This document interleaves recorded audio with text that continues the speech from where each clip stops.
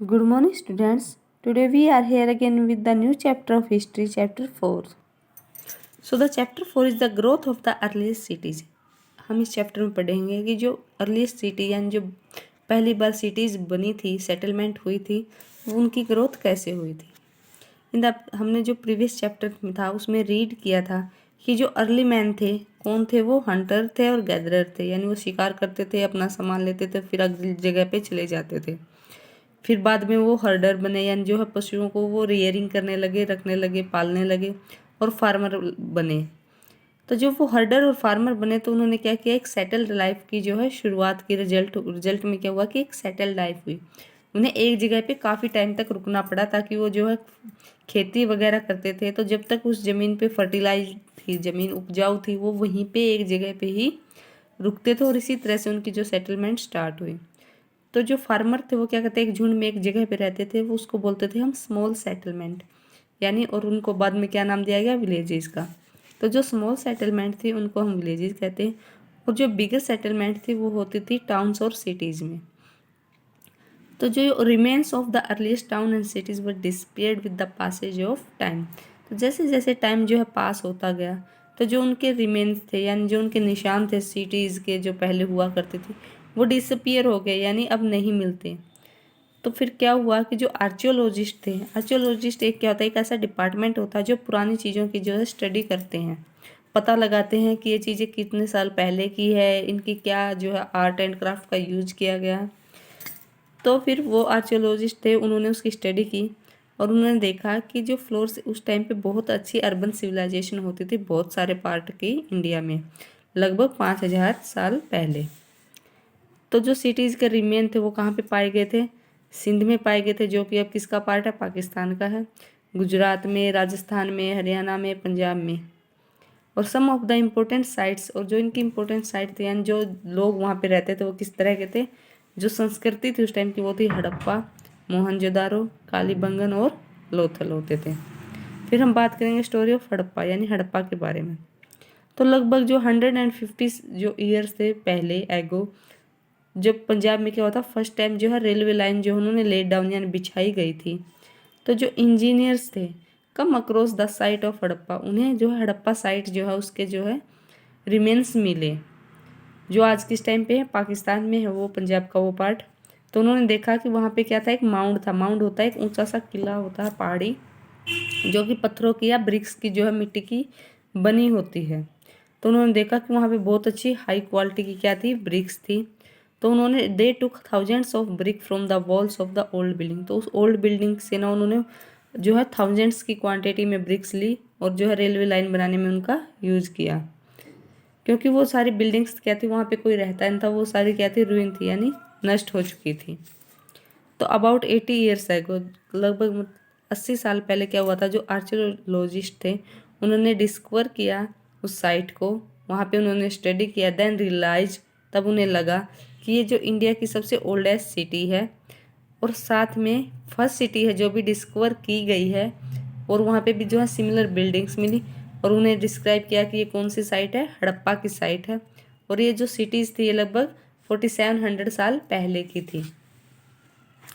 फिर आता है हमारा main features of Harappa civilisation, यानी उस सिविलाइजेशन के जो मेन फीचर्स थे वो क्या थे उस संस्कृति के, यानी उस सेटलमेंट के। तो many of these big cities were divided into 2 and more parts, यानी उस टाइम की बहुत सारी जो सिटीज़ थी उनको दो से ज़्यादा जो है पार्ट्स में डिवाइड किया गया था। और जो वेस्ट पार्ट था वो कैसा था, छोटा था बट हाइयर था, यानी वेस्ट के जो पार्ट थे वहाँ पे जो बिल्डिंग थी वो एक हाई उस पर बनाई गई थी, छोटी छोटी थी। तो आर्कियोलॉजिस्ट उसको क्या कहते हैं, सिड्डल कहते हैं। सिड्डल होता है एक जो है दुर्ग या किला होता है जो ऊंचाई पर बनाया जाता है, ताकि कभी बाढ़ आए या फिर कोई दुश्मन हमला करे तो लोग वहाँ पे शिफ्ट हो सके जो गांव के हैं।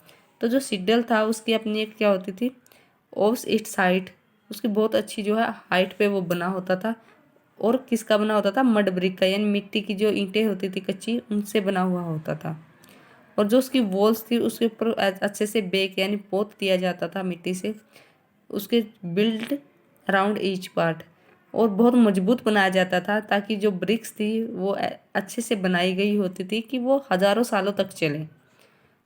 तो जो ब्रिक्स थी वो लेड इन इंटरलॉकिंग सिस्टम पैटर्न में था कि वो आपस में ऐसे इंटरलॉक हो जाए कि निकले नहीं, और जिससे वॉल जो दीवारें थी वो क्या होती थी और ज़्यादा स्ट्रॉन्ग हो जाती थी। और उनका एक जो अच्छा एक रेशियो होता था, ये नहीं होता था कि वन ब्रिक है जो अलग साइज की या दूसरी अलग की, उनका एक स्टैंडर्डाइज यानी एक जो प्री डिटरमाइंड जो एक जो है रेशियो उनका होता था। फिर आता था उसमें great bath. In some cities special building were constructed on the citadel. कई जो सिटीज उनमें क्या होता था जो कि सीडल यानी ऊंचाई पर जो एक स्पेशल बिल्डिंग बनाई जाती थी। फॉर एग्जाम्पल, जिसमें एग्जाम्पल दिया इसमें मोहनजोदाड़ो का, उनका क्या होता था एक स्पेशल टैंक होता था जिसे आर्कियोलॉजिस्ट क्या बुलाते थे, ग्रेट बाथ। वो एक ऐसे एरिया में बना हुआ होता था कि जो है ब्रिक्स की उसमें लाइन बनाई जाती थी। देखिए इस पिक्चर में दिखाया गया है, ये बनाया हुआ है, इसमें अच्छे से जो है ब्रिक्स जो लगा के उसके ऊपर प्लास्टर से कोट किया गया है, और उसके ऊपर जो है वाटर टाइट जो है लेयर है नेचुरल तार की, यानी तारकोल से अच्छे से जो लेयर बनाएगी ताकि जो पानी है वो कहीं से भी लीक ना हो। और यहाँ पे देखिए दोनों साइड से जो ऐसे स्टेप बनाए गए हैं नीचे उतरने के लिए। तो ऐसा माना जाता था कि यहाँ से जो वेल से जो है पानी यहाँ पे लाया जाता था, इसके अंदर डाला जाता था। और जो कुछ स्पेशल पीपल होंगे जो किसी स्पेशल ओकेजन पे यहाँ पे क्या करते थे, स्नान करते थे। और बहुत सारी और भी साइट पाई गई हैं, जैसे कालीबंगन और लोथन है, वहाँ पे फायर अल्तार्स होते थे, यानी कि ऐसे जो है वो घर बनाए जाते थे, ऐसा ही जो एरिया बनाया जाता जहाँ पे आग जलती थी हमेशा के लिए, ताकि किसी को अगर सेक्रीफाइस करना है यानी कि त्याग करते थे तो लोग उसमें आग में कूद जाते थे। फिर बात करते हैं हम हाउसेज की। तो जनरली हाउसेज वर आइदर 1 और 2 story high with room built around a country yard, यानी जो उनके घर थे वो लगभग 1 या 2 मंजिला ही थे। स्टोरी होती है हमारी मंजिला, और कंट्री यार्ड यानी ऐसे बीच में जो है वो आंगन सा छोड़ के उसके चारों तरफ जो है घर बनाते थे। और जो हाउसेज होते थे वो लगभग उनमें जो बाथिंग एरिया होता था, बेदिंग एरिया या नहाने का जो था वो अलग होता था। और वाटर सप्लाई के लिए बहुत सारे घरों में क्या होते थे, वेल्स यानी कि कुएं होते थे। फिर हम बात करते हैं ड्रेनिंग सिस्टम की, यानी ड्रेन्स कैसे थे, यानी जो पानी वो यूज करते थे वो फिर कहाँ जाता था, उनका जो निकास था वो कैसे होता था पानी का आउटगोइंग। तो मैनी ऑफ दिस सिटी है कवर्ड ड्रेन, बहुत सारी सिटी में क्या होते थे, कवर्ड जो है ड्रेन होते थे। जो ड्रेन उनका एक जेंटल स्लोप होता था, यानी एक जो है मतलब प्रॉपर वो होता था कि पीछे से ऊंचा जहाँ से पानी आ रहा, फिर वो एक स्लोप होता था कि पानी आसानी से जो आगे जो है वो बहता रहे, फ्लो होता रहे। तो इन ड्रेन्स में क्या होता था, जो हाउसेज की जो नाली होती छोटी छोटी ड्रेन्स थे वो गली से कनेक्ट कर दिए जाते थे, और फिर जो स्ट्रीट्स के ड्रेन थे वो बिगर वन में कनेक्ट कर दिए जाते थे। जैसे कि ये ड्रेन्स क्या थे, कवर्ड थे सारे। तो इंस्पेक्शन के लिए देखिए इस पिक्चर में दिखाया गया है, ये इंस्पेक्शन होल यानी इंस्पेक्शन होल बनाए जाते थे ताकि जो क्लीन करने का काम है वो अच्छे से हो सके, उन ड्रेन्स में जो है वाटर का जो फ्लो है वो अच्छे से हो सके, इसलिए उनको जो है ड्रेन इंस्पेक्शन ड्रेन का नाम दिया गया था। फिर हम बात करते हैं लाइफ ऑफ द पीपल, यानी वहाँ के लोगों की लाइफ कैसी थी।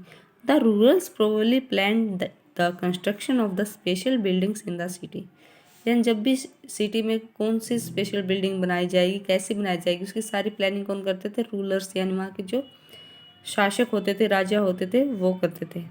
तो ऐसा माना जाता था कि जो रूलर्स थे वो पीपल को डिस्टेंस लैंड यानी दूर जगहों पर भेजते थे, ताकि जो वो क्या ला सके, उनके लिए मेटल ला सके, प्रेसियस स्टोन यानी कि जो कीमती पत्थर थे, या फिर और जो चीज़ें वो जो उन्हें चाहिए होती थी तो वो लोगों को दूर भेजते थे ताकि वो उनके लिए कलेक्ट करके ला सकें।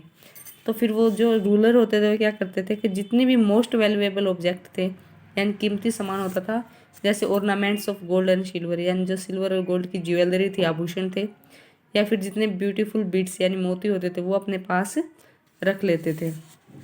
वहाँ पे जो है क्या होते थे, दीज वर क्राफ्ट पर्सन होते थे। क्राफ्ट पर्सन होते हैं जो अपने हाथों से जो है कलाकृति करते हैं, कुछ चीज़ें जो है बनाते हैं। तो वो क्या करते थे, बहुत सारी चीज़ें बनाते थे अपने घरों में, या फिर स्पेशल वर्कशॉप होती थी वहाँ पे वो जो है काम करते थे।